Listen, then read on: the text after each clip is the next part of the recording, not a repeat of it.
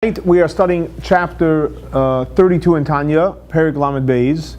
Now, anytime you mention someone Perek Lamed Beis in Tanya, the 32nd chapter of Tanya, they get excited because we know that Perek Lamed Beis is two letters, Lamed Beis, which spells 30, which Lamed is 30, Beis is 2, which is 32, but Lamed Beis together also makes a word. And the word that Lamed Beis makes is Leiv, heart. So we call this the heart of the Tanya. So today we're going to be learning the heart of the Tanya. What is the heart of the Tanya? What does the Alter Rebbe speak about in this chapter? He speaks about the mitzvah of the ahavta l're'acha kamocha, which means that there's a biblical commandment, and the biblical commandment is to love your fellow like yourself. And here the Alter Rebbe puts down a fascinating, simple tool how you can have phenomenal, great relationships. In other words, one of the most important things in life is having good relationships. As a matter of fact, relationships are more important than food. Because if a person has good friends and good relationships, you feel great, you think great, you speak great, you act great, etc. When somebody doesn't have good relationships and doesn't get along with people, they don't feel good. So everything that you eat won't even process properly within you. However, when you do feel great and you're getting along with people, guess what? You can eat a lot and it just goes right through you because you're not busy holding on to the stuff. So relationships is very, very important. So relationships are important for two reasons. Number one is it's a biblical commandment, which says v'ahavta l're'acha kamocha, that we have a biblical commandment. It's not a suggestion, by the way. You all know, right? The 613 commandments are not suggestions, they're commandments. God is commanding us to love your fellow just like you love yourself. So we're dealing with a biblical commandment. So that's in itself a reason why you should love another person. And more important, just as important as we discussed before, that when a person has true loving relationships, you're in a good place, your friend is in a good place, and life is great, life is wonderful. So this chapter is about loving relationships. Now, we all want loving relationships, and we're all going to achieve loving relationships, and the question is, how do we achieve these loving relationships? So this chapter actually, the Alter Rebbe bases a simple technique how you can have loving relationships based on a conversation that's been going on already since chapter 26. So in starting in chapter 26, the Alter Rebbe starts discussing about the importance. Hi, welcome. About the importance of being happy. A Jew has to be happy. Everyone has to be happy, but you have to be happy. If you want to have a relationship with God, you got to be happy. And if you're happy, life will be great. If, God forbid, you're not happy, you're going to have a lot of issues, a lot of problems. So he starts that off in chapter 26, and he goes into it in depth in 27 and 28, all the different levels of simcha. Hi, welcome. Perfect time. You come have a seat. We're having the Tanya class, and afterwards we do the JLI. Thank you. So all the importance about having simcha, the obstacles with simcha, 26, 27, 28. 29 and 30, he deals with what happens when a person basically is not in a great mood and things aren't working. So the author explains there that you have to address the enemy, as we discussed. You can go back and listen to the classes on chapter 29, 30. How you have to address the enemies that which is really boils down to your body, your animal soul. Now, after the Alter Rebbe gives a good, beating, or he puts down, so to speak, the animal soul and the body that we have. So in chapter 31, he has to wake us up again. He has to revive us. Yeah. And he says in chapter 31 that even though the body and the animal soul is challenging, problematic, but a person has to remember that after all said and done, a person in chapter 31, he finishes off in saying that a person has to be happy nevertheless. Why? Because the reality is we each have a neshama, we each have a soul, and our joy has to come from our neshama, from our soul. this chapter, the Alter begins in continuation to what he said before about that even though that we obviously don't have to put we should not put our animal soul in our body in a high level, because obviously that's the cause for all our melancholy and all our sadness. But in this in this chapter he comes along and says that when a person will have joy, as discussed in chapter 31, what kind of joy? Joy that is rooted where? In your godly soul, in your neshama. When a person has joy that's coming not from physical things, but coming from spiritual things, then you'll be able to have great loving relationships. That is the premise that the Alter puts down at the beginning of the chapter, and we're going to go into explain. So again, the key message the Alter is giving you in this chapter is that if your joy is rooted in your godly soul, you'll have great loving relationships. So to work backwards, if you want to have great loving relationships, what do you need to do? Make sure that you have simcha. What kind of simcha? Not simcha that's coming from something external or something materialistic. Come, welcome, have a seat. Arlene is here? Oh, good. There's a seat right there when she comes. She's traveling. Okay, that's fine. Oh, she's on the way. All right. So when a person basically the person wants loving relationships, make sure that you're happy, you're joyful, from where? From a godly and spiritual perspective, not, God forbid, from a animalistic perspective. And the Alter explains as follows. What is the reason? He says like this. Because if you have joy, again, the goal is, what's the goal? To have loving relationships. That's the goal. To have loving relationships. Now, the way to get there, what did the Alter say? How do you get there? By being happy, but happy from a soul perspective. Why? So the Alter explains as follows. Because if a person is happy from physical things, from materialistic things, from animalistic things, so that joy changes. In other words, for example, today you like this, and tomorrow you don't like it. It's a physical thing. Today it's there, tomorrow it's not there. Also, so A, it changes, and B, it's external. So therefore the joy is not consistent, and it's not persistent, and if the joy is not going to be there, you're not going to be able to get along with other people. Because today you like the shirt the person's wearing, and tomorrow you don't like it. Today you like what's written on there, and tomorrow you don't like what's written on there. Things change. Things change.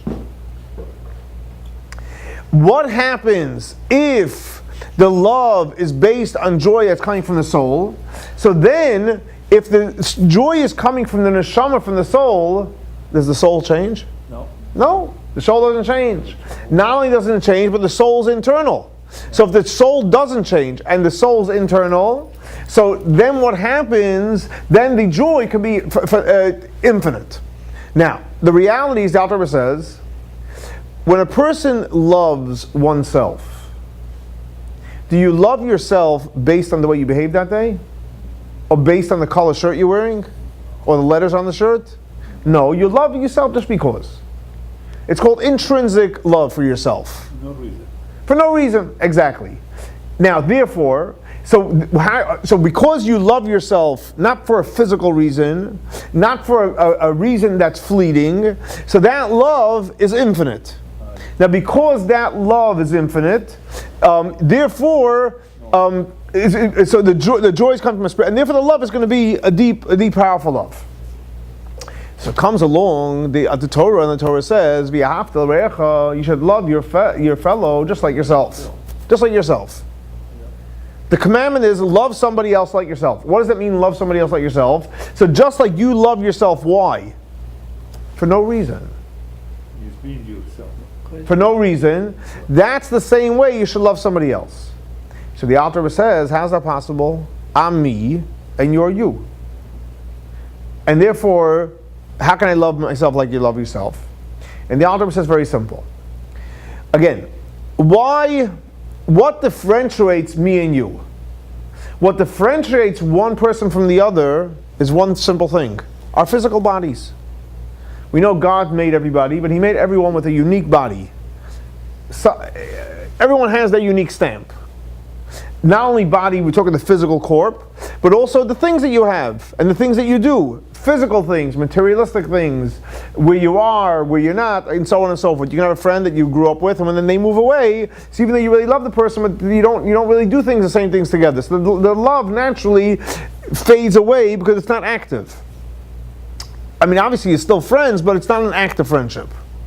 So the Alter Rebbe says, if the relationship is based on physical things, what happens? Sometimes you have highs, sometimes you have lows. So you're not. So therefore, but what happens if to someone physical things, material things are important? The relationships aren't going to be strong. In order for relationships to be strong, what has to happen is the souls have to connect, and means that you have to love the person, and why? Because of the person's soul, because of the person's neshama. Now, if you love the person because of their soul, your soul is spiritual, connected to God, the infinite God. The other person's soul is spiritual, connected to the infinite God, and therefore, you're always connected. They're one. You're always connected. Whether the person is there, not there, and the person says what you want to hear, doesn't say what you want to hear, there's a soul connection. Because the soul connection, there's nothing that can add or take away from the relationship. Right? It's one. Now, so if what you value is spiritual things, now you can have a real relationship. If what you value is physical things, ain't going to be deep, and you're not going to be able to really fulfill that commandment. But now the Alter Rebbe says, okay, let's say, fine, I'm not going to focus on our physical, materialistic connection, because that's external and that changes. But I'm going to focus on my godly, my neshama, my soul. The Alter Rebbe says, 1 second. A person can say, you know what? True, I have a godly soul, you have a godly soul, but my godly soul is better than your godly soul. Right? I'm a higher level neshama than you. Right? I have a higher level. Trouble. Oh, very good, you got it. In other words, in the soul world, I can say that my soul, present company excluded, I'm going to give you an example. One can say, my soul is better than your soul. My soul's on a higher level than your soul, or I'm in a lower level soul. And therefore, now already you're not seeing eye to eye. Because if you're the same level, we see eye to eye. But if I'm higher, or you're lower, or I'm lower and you're higher, guess what? There's not going to have true love there. How's that going to work? So the Alter Rebbe explains 3 different levels why that's false. And he explains as follows. And the Alter Rebbe says the premise is that all souls are one. 3 levels. Number 1, he says, as follows. The fact is, I'm going to start from the lowest to the highest. Now again, when we talk about spirituality, we all know lower and higher doesn't mean physically lower and physically higher. We're talking about spiritually lower and spiritually higher. Spiritually lower means less godliness, and spiritually higher means more godliness. So he starts off like this. The reality is that God is infinite. God's infinite. The infinite God put in each and every one of us, we can relate to it today. You know, a chip and a computer and a phone, right? That's imagine you have a phone, it's like big thing. What makes it work? This little chip, right? And it's amazing. You can call the whole world from it, right? That's very powerful. We each have a little chip within us. What is that? A godly spark. We all have it. We all have a godly soul. And that's our life force. God forbid when that leaves, that's already, time for burial. That's when the soul leaves, that's when life is over. Now, so we all have a godly soul within us. Now this godly soul that we have within us, that gives us our life force. Where does that come from? It comes from God. Now, that soul that I have, you have, he has, she has, it's all part from God. Now, there's 3 ways you can look, and the author explains, there's 3 ways you can look at that on the connection of each soul. One way you can look at it, that God went ahead, it's like almost, and I hate to use an example, but I have to use an example so you can relate to what I'm saying. Imagine you have you're making challah for Shabbos, a lot of you ladies, right? You make challah for Shabbos. So you take the flour and the water, right? And the eggs and whatever, the salt, whatever you put, yeast, and you mix it up, right? And you make this huge big dough, it rises, you have this big dough. Now, the reality is you can't take the whole big dough and put it into the oven. I see a lot of ladies are laughing because you made challah before, right? You pick one, you can have one big challah. You need to have many challahs for Shabbos. You need for Friday night, for Shabbos, for Shalosh Shudas, right? You need many challahs. So what do? You take off a piece of the dough. We obviously take off a piece and you burn it, that's the mitzvah of challah. But you take a piece and you put it into this challah pan, and you put it in this challah pan, and this challah pan, and all of a sudden from a big bowl of dough, from a big bowl of dough, you can walk out, with depending on how big the size of the pans are, let's say you walk out between 6 and 8 challahs. You walk out. 1 second. You have 6 or 8 challahs. 6 or 8 challahs. Now, the reality is you go and you bake the challahs. And it comes up to, and you egg it afterwards. It's beautiful challahs, right? So now you have 8 challahs. Now the reality is this really 8 challahs or it's one big challah? One big challah. It's one big challah. Very good. You guys are very smart. You're paying attention. It's one big challah that was subdivided into 8, but it's considered really legally 8 challahs because for lechem mishnah, in order to make a blessing, you need 2.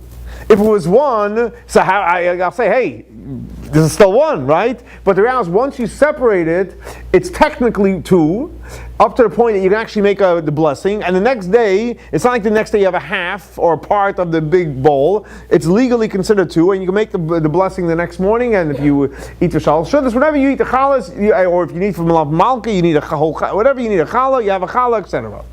Now, the reality is, it's technically 8 different challahs. But in the source, was it 8 or 1? It was one big one. You went and divided it and baked it, now you have 8. So again, I hate to use this example, but I want you to comprehend what I'm saying.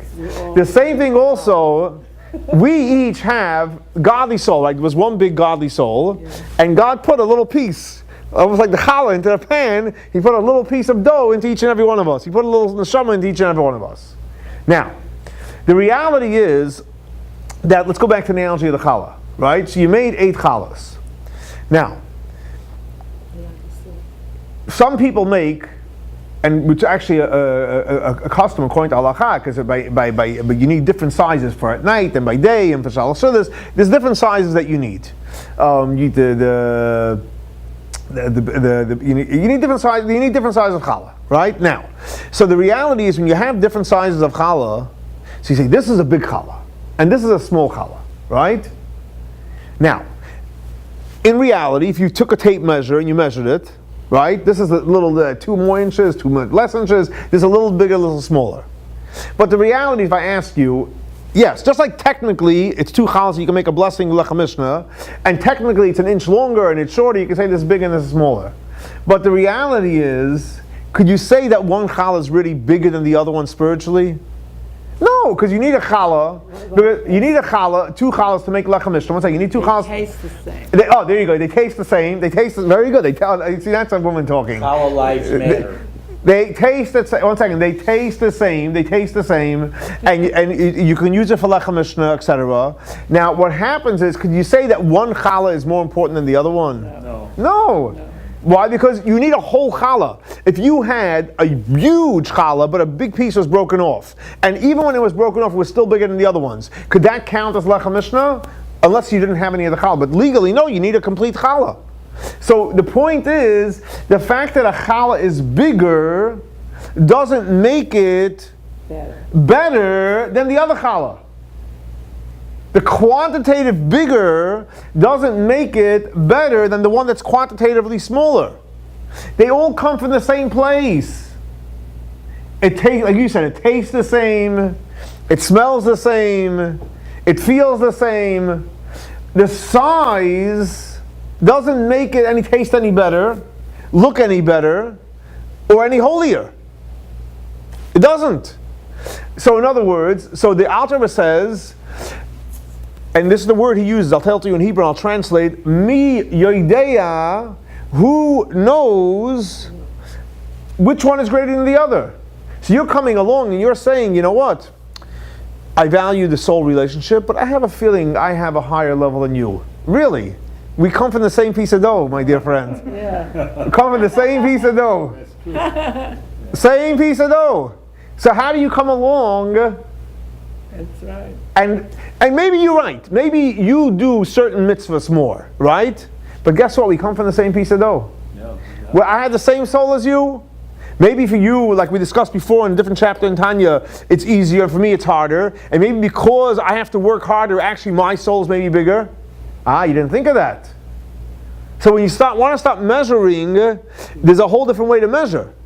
So therefore, the Alter Rebbe is saying is nobody, and if the Alter Rebbe says this, I mean, are we going to argue with the Alter Rebbe? We're studying his Tanya. We can't argue with the Alter Rebbe. I mean, this is based on Kabbalah. Can we come along and say, I know that my soul's bigger than your soul, better than your soul? The Alter says, no, you cannot say that. Mi יודע. Who knows? How do you know? You're coming all from the same place. How do you know which one's bigger than the other? So that, from the lowest perspective, where a person says, guess what? I did more mitzvahs today. Okay, yes. But who says that you put in more effort than me to do my one mitzvah? Because we're dealing with spirituality, just because, let's say, somebody did 10 mitzvahs today, and one person did one mitzvah, maybe for that one person, that one mitzvah was actually harder for him to do than your 10 mitzvahs. So maybe he's on a higher level. And as the Alter was saying, is in physicality, you could say, yeah, this is 2 inches more, 2 inches less. Right? But in spirituality, how are you measuring? You know how many more components there are to measure? Effort, ability, environment, upbringing, natural tendency, and so on and so forth. Challenges, tests. I mean, there's so many components that go into do a mitzvah and that stop you from doing a mitzvah. So the first thing that says, don't try to say you're better than someone else. That's level number 1. Level number 2, the Alter Rebbe says, the truth is, Kulan Masimos. It's all equal. It's all equal. The fact that you're why it's all equal? Because the reality is we're all coming from the same dough. If we're all coming from the same God, it's all equal. Nobody has a bigger or smaller soul. It's all equal. So since it's all equal, we're all one. On a higher level, the Alter Rebbe comes along and says, not only that we don't know which one is higher, or they're all equal. The Alter is very simple. Av echad לכולנו. We all have one Father. So you're coming along saying, oh, I'm a higher level than you. Who's your father? Who's my father? Same Father. So how you better? It's all one. It's all one. So in other words, based on this, the Alter Rebbe says, if a person really focuses on the godly soul, not on his animal soul in his body, so what happens now is, we're all equal. We're all one. Once we're all one, what happens? We can get along. Who can we get along with? Everybody. We can get along with everybody. There's no reason in the world you cannot get along with anybody. Is there a logical reason why, here, if I feel I'm better or I'm worse than somebody else, we're not seeing eye to eye, so it's hard to get along. I can feel like I'm inferior, I can feel like I'm superior. But here, again, the Alter Rebbe says a premise. We're not dealing with people that make the body more important, materialism, physical things. If then you're right, you're not going to get along. But any time a person says, you know what, materialism, physicality, stuff is not important to me. You know what's important to me? My godly soul. Once you say that, then automatically you can get along with everybody. Everyone has the same Father on the highest level. On the lowest level, okay, we're equal. Maybe, we're split up into different loaves of bread, right? The different souls and different bodies, but we're all equal. And even if you think that you're better, how are you to judge? How do you know it's better? Maybe it's actually worse. You don't know. So since you don't know, let's assume that it's equal. Why assume that it's not on the same level?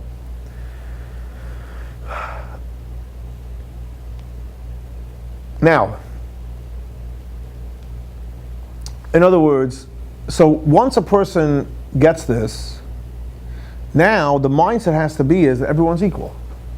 Once the mindset that everyone's equal, here, welcome to the seat. Once the mindset is equal, so now the question is, why is it that certain people feel that there's more superior than other people? So what's interesting is that it says that it says Lo HaMedrasha Ikar Ela HaMaisa. The medrash is not the most important. The important thing is the action. That's a simple translation. But we know that there's another translation that not the medrash is not important. El hamasa, the story. Stories are very important because stories drive things home. So there's a story told that someone once came to the previous Lubavitcher Rebbe, and he said to the Lubavitcher Rebbe, "I has a question for you." He's a Talmudic guy, someone that felt like he had a high soul level. And he was observing the Lubavitcher Rebbe, and he noticed a unique, and to him it was a strange phenomena, that the previous Rebbe would be extremely nice to everybody. And when I say everybody, I mean everybody. That means to holy people he was nice to, simple people, and even sinners. People that were sinning. People that were, let's say, desecrating the Shabbat. Or not keeping family purity or kosher, whatever it may be. There's many. There's 365 negative commandments, so they were sinning. But the previous Rabbi was nice to everybody. So he said, "Rabbi, how can you be nice to all these people? They're sinners." And he was a Talmudic scholar. He says, but even in the code of the Jewish law, there is some laws that people that rebel against God, and you're not supposed to reach out to them so much. So the previous servant told him like this: that in the code of the Jewish law, there's 4 sections to the code of the Jewish law. The first section, which is pretty big. The second, the third, the fourth. And this law that you're saying, where the code of the Jewish law speaks of people that are sinning, whether you should befriend them, you shouldn't befriend them, it's complicated laws, but this legal issue, halachic issue, it's at the end of the 4th volume. Tail end. So he said, let me ask you a question. It looks like this Jewish law is bothering you a lot. But how come all the laws up until this one doesn't bother you so much? There's plenty of other laws that you can work on, right? The one that's bothering you is the one all the way at the end. What was the previous trying to tell him? What's really bothering you? Is it bothering you that the relationship with God is bothering you? Or my relationship with God is not so great? Or is it bothering you that someone's being helped? Because if it's bothering the relationship with God, there's so many other halachot that you can deal with that come much before that. Or like the Tzemach Tzedek, who's the 3rd Chabad Rebbe. So there's a mystical teachings, one famous book of his called Derech Mitzvosecha, and he goes through several mitzvot and he explains it kabbalistically. And he has one of the mitzvot. It's called Lo Sevaru Eish. You shouldn't burn fire. Now we know fire. There's physical fire. You shouldn't, right? There's physical fire. But then we know that there's fire, spiritual fire. And it says Lo Sevaru. You shouldn't burn fire, obviously on Shabbat, right? So, but there's spiritual fire. What's spiritual fire? Who knows what's fire? That applies to each and every one of us. Passion. Passion is passion, not fire. Huh? Anger. Oh. Anger is fire. When a person gets angry, right? So he speaks over there about someone about anger and how the midah of anger, of kas, is a terrible attribute. And that's, matter of fact, it's brought on the Alter Tanya even explains that when someone gets angry, it's just like you're worshiping idols. Pretty heavy. So he writes there that what happens if somebody is very, very angry. Why is he angry? Because that person is sinning. So the question is, the Tzemach Tzedek says, is this anger coming from a good place or a bad place? And the Tzemach Tzedek says, I mean, he's a great rabbi and he's a saint and he's a powerful human being spiritually. He says, I can guarantee you it's not coming from a holy place. Why? Very simple. Because if he's so angry, why is he angry? Is he angry because, again, back to the same concept, because about the relationship with God? Is it bothering him that God's presence is not being felt, that mitzvahs aren't being done?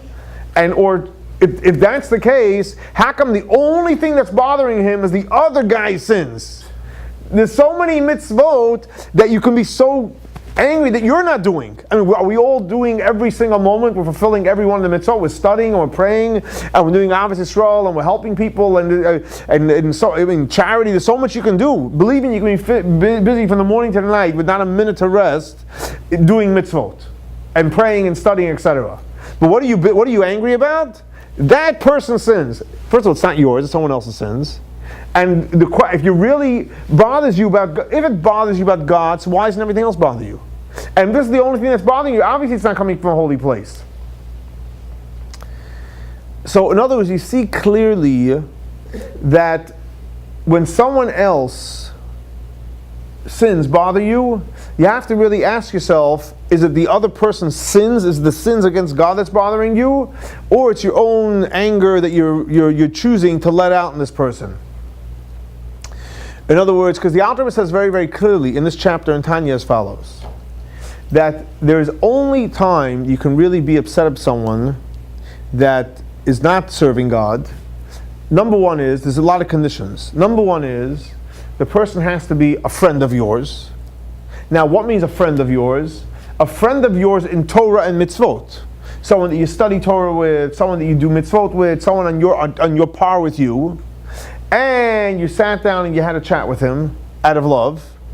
And after you had a chat with him out of love, he's still transgressing. So then you could be upset at him. But the reality is, first, think how hard it is. The guy has to be on your level. Someone that's, really compassionate about studying Torah and doing mitzvot, and right, someone on the same level as you.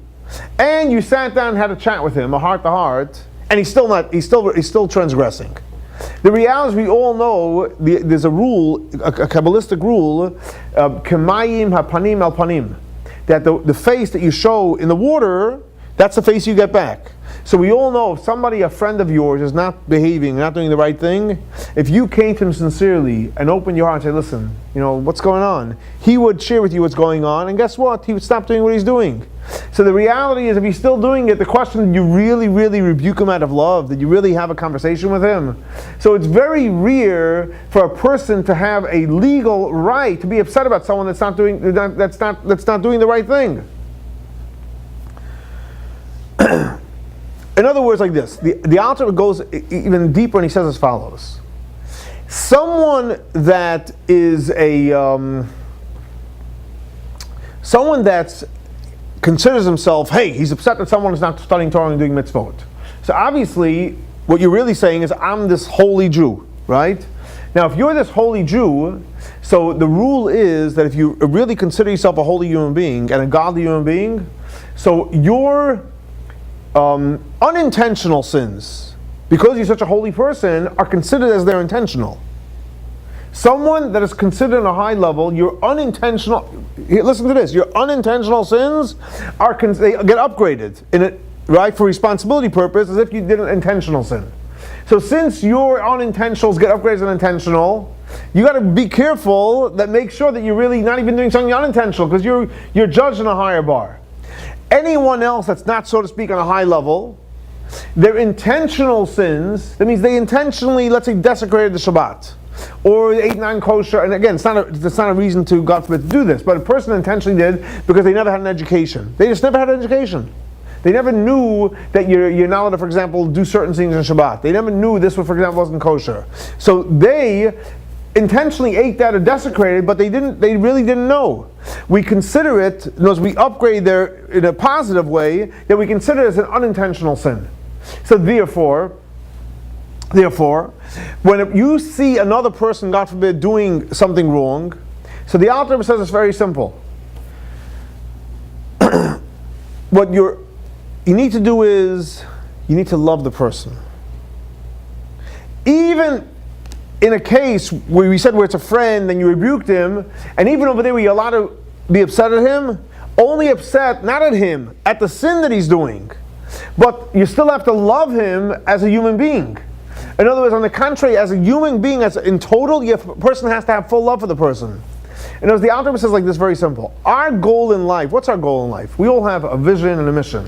What's a Jew's goal in life? A Jew's goal in life is that God should be felt in this world. God's presence should be drawn down to this world. God should be felt in this world.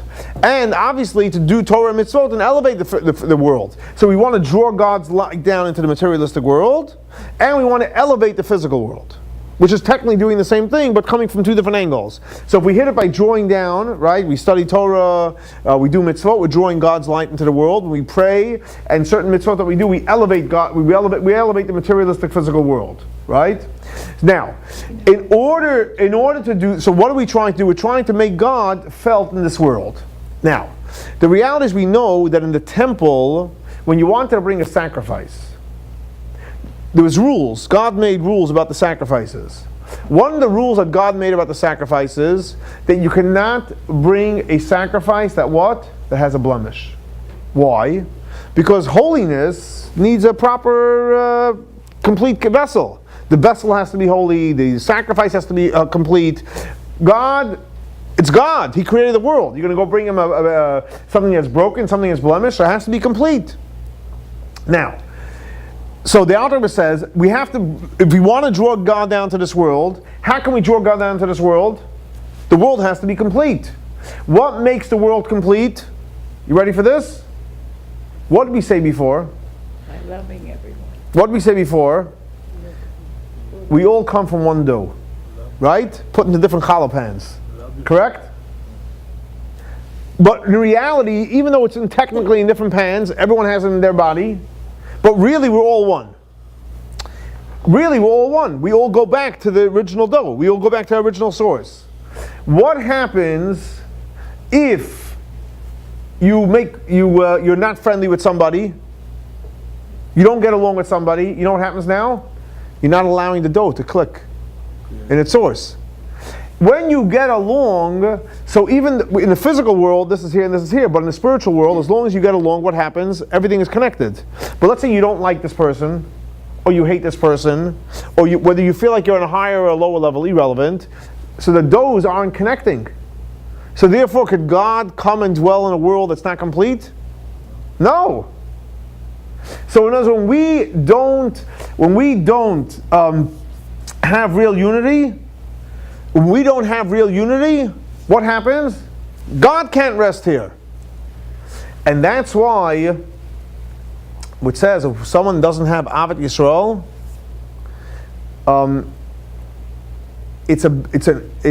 he's missing the main part of Torah. Why? Because what's the whole essence of the Torah? If you think about it, if you had to sum up the essence of the whole Torah, and the essence of all the mitzvot, and the essence of all the prayer, what's the goal? What's the vision? Love. True, that's true. To get close to Simcha. God. Simcha. To get close Get along with to God. everybody. To feel oneness with everyone. The purpose, you ready for this? It's correct what you're saying, but I want to get to one main point, and whatever you're saying, you'll see, we'll connect there. The main point of studying Torah, praying and doing mitzvot, is to do one thing. What is that? To elevate the soul over the body. Think about it. We are a divided people. By default. We're physical people. I'm here, you're there, I want this, you want that. Now, in a divided nation, is God rest? No. You need unity. How are you going to create unity? So the way we create unity is by making the soul more important than the body. Once we make the soul more important than the body, what happens? Now we become a united people. Then Everyone gets united. So in other words, so basically since the purpose of the whole Torah and the whole mitzvah is for what? Unity. To elevate the soul over the body. So if a person doesn't have Avos Yisrael, if a person doesn't love another human being, he is stopping the vision and the mission of God to elevate the world. Because there's no way you're going to elevate it when you're isolated or you're trying to isolate someone else. So in other words, the Alter Rebbe is very, very simple. How does one go about doing that practically? And here is the key thing. And if you walk away from the class, from this one key point, this will literally, hopefully, change your life and change all your relationships. The Alter Rebbe says, the reality is, if God is really, really one, right? Remember the analogy, the one ball of dough? If God is one, So why do we make 8 challahs? If you need challah for Shabbos, right? Why don't you just take the big bowl, right, the mixing bowl, stick it into the oven, right? And you come out with a nice big challah. I don't know if the inside will be baked, it might be too big, or top will be burnt, the inside will be raw. But why don't we take the whole bowl into the oven, right? Whatever it takes, whatever time it takes, the ladies will figure out how to bake it, and you take it out, and you put down the big bowl Friday night. Everyone eats as much challah as they want. In the Shabbos, everyone takes some challah they want. If you eat challah shudas, if not malav malka. What do you have to divide up in the challahs? Look, you had a unified bowl, and you went and you split it up into all these challahs. Why did you do that? In other words, the same idea. God was one godly infinite soul, and he sticks a piece into me, and a piece into you, and to him, and to her. Why do you do that? It's like, hello, you wanted us to be unified? We should have kept us unified. We were unified, you break us up, stick us into all these different bodies, and then you tell us, be unified. Hello, you're the one that messed it all up. It's God's fault. Right now we have someone to blame. Right? We have someone to blame. It's God's fault. You wanted unity, so why you split us up? You split us up, so why now you want unity? I mean, you can't make up your mind, right? What do you want? Right? So, isn't it a good question? Yes. You want an answer too? Yeah. I know, Emily always wants the answer. So the Adam says very, very simple. Very simple, and that is as follows. Because when we were in one big bowl, what did we see? One bowl. One bowl. But the reality is, because God is infinite, do you think there's one challah there? There's so many special challahs in that bowl. But if we keep you in the same bowl, you're not going to see anything special. You're going to see one big challah. People will grab a piece at night, by day, nothing special. But when you take the bowl of challah and you make different challahs, so now every one is unique. This one is taller and this one's shorter. No challahs come out of the oven the same. Right? One is taller, one is shorter, one is wider, one is a little more shinier. Every challah has its unique feature. Every challah, next time you get challahs, do a meditation and start looking at each challah. You tell me if you're going to find, there's no way they're the same. It's impossible. Every one is unique, right? So after you bake the challah, this is going to be your next meditation at the challah baking thing, right? After it comes out of the oven, you have the 8 challahs there, or you can do it Friday night, whatever it may be, and take them and start looking at each one, and I guarantee you, if you look, the goal of the meditation is to find the uniqueness in each challah. And you'll see, this one is longer, this one's a little taller, this one is a little wider, this one actually is a little more fluffier, right? This one has, the egg is more shinier, this one has sesame seeds, poppy seeds, raisins, but the point is every challah is unique. Every challah is unique. Now, so if one challahs talk, by the way. So one challah says, no, I'm better than everybody. I'm better than everybody. No, that's not going to work, because the other ones say I'm better than before they know they're fighting and they'll break the challahs apart, right? So the way it's supposed to work is you're supposed to find the uniqueness in each challah. Now, when you find the uniqueness in each challah, what you're really saying is, the truth is, we're really one. The reason why I separated you, because I wanted you to have your unique feature, and you're going to stand out because you're taller, you're shorter, you're wider, etc. And that's the same thing what God did. God took this one big godly soul and put in every person a piece of God. Why did he do that? He did that because there's something unique in every soul. So in other words, this is very, very deep, simple, but very important. Every single human being has something unique that only you have. The other person does not have what you have, and the other person has something which he has and you don't have. So in other words, we were divided not because we're supposed to be divided. We were divided to bring out the uniqueness. So if you go ahead and you say, ooh, I see this person, what's unique about this person? And you identify it. Whether you say it or you think it, it's irrelevant. And you really, now what happens? Now you appreciate this human being because God put this unique human being. And actually you got along with the person. The person looks at you and goes, ooh, you were put in the world because you have this unique feature. Now how do you look at this person? Wow, this is something special. Right? Every person has a unique shine and a unique mission in this world. Now, so the author says the way you're supposed to look at a Jew is how? To find and identify the unique mission. Now, if you were going around the whole day and trying to show that you're better than everyone else, so first of all, you're never going to see the beautiful, unique things that God created in the world. and you're not going to get along with everybody. And besides the fact that it's not obvious at all, but you're missing out. You're missing out on the biggest gift that God gave you, which is to identify the soul over the body and what's unique in that soul. So the Alter Rebbe says, if you want to have true Avos Yisrael, you want to really have Avos Yisrael, and this is the heart of the class. Look in every individual for their unique feature that person has. And again, remember, because it's God, and God is infinite, and the godly soul is infinite, every single day, every single hour, and every single minute, that unique feature expresses itself in a unique way. It's not like, oh, I know the person's unique feature. When was the last time you thought about him? That was yesterday. Guess what? It changed today. So as you constantly and consistently think about the unique feature of every individual, you will be able to have real Avos Yisrael. So in other words, what the Alter was saying in this chapter is, you want to have great relationships? You want to have amazing relationships? You want to get along with everybody? You want God to feel comfortable and God's presence should be felt in this world? Have real joy.